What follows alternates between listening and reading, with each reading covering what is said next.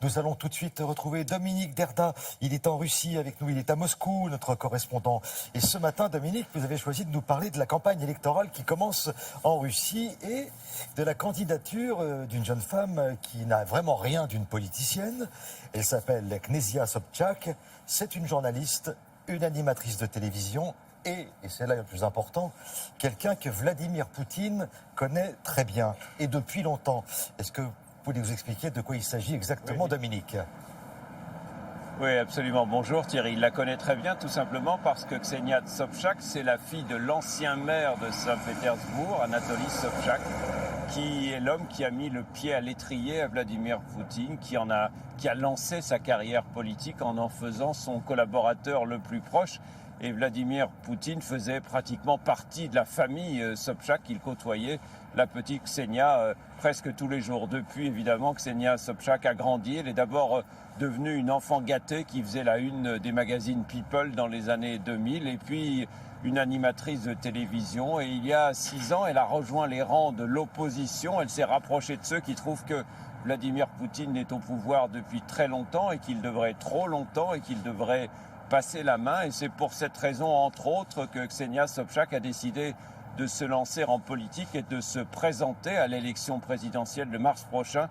C'est ce que vous allez voir dans ce reportage réalisé avec Patrice Acheret et Tania Tarasenkova. Elle a beaucoup hésité, dit-elle, avant de se lancer dans la course, mais cette fois c'est décidé.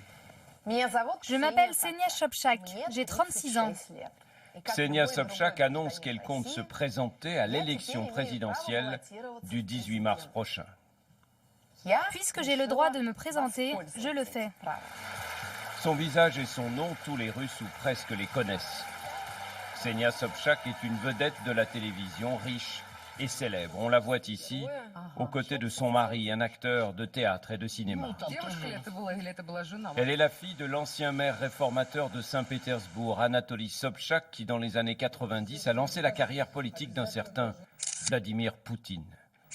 Le futur président russe a connu Ksenia quand elle n'était encore qu'une petite fille et l'a prise sous sa protection à la mort de son père, en l'an 2000.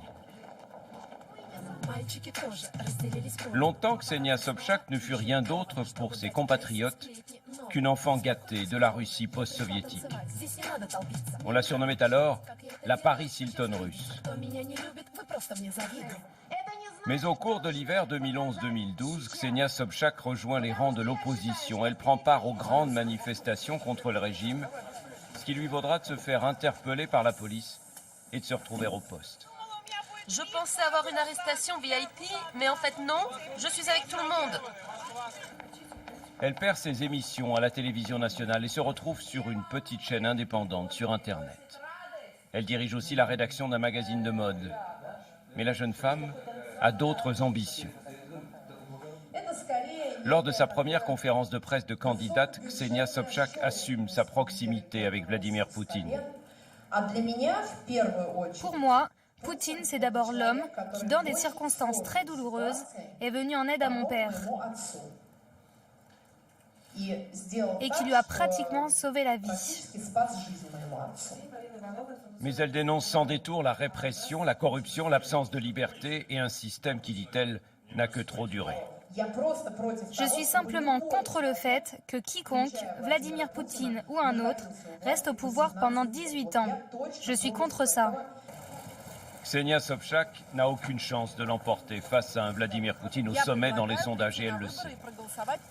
Mais en se présentant contre tous les candidats, comme elle le dit, elle espère faire entendre une autre voix, celle d'une Russie plus ouverte, plus tolérante et plus juste.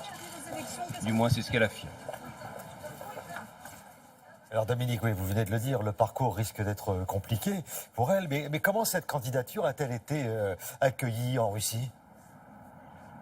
Bien d'abord avec curiosité, parce que dans ce pays, la politique, ça reste essentiellement une affaire d'hommes, et donc sa candidature ne passe pas inaperçue.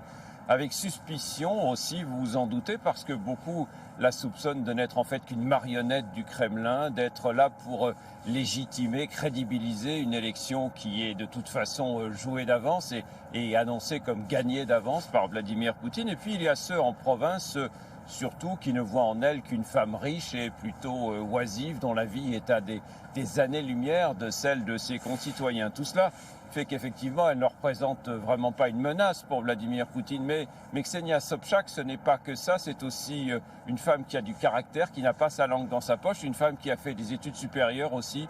Elle est diplômée du prestigieux Institut des Relations Internationales de Moscou et elle dit des choses, d'ores et déjà, elle a dit dans sa campagne, dans sa première conférence de presse, elle a dit des choses qu'on n'entend pratiquement jamais en Russie, comme le fait que la Crimée, annexée par la Russie en 2014, appartient bien à l'Ukraine. Ça, ce sont vraiment des choses qui sont presque sacrilèges dans la Russie de Vladimir Poutine et ça nous promet une campagne électorale plus animée, plus agitée que celle qu'on nous annonçait.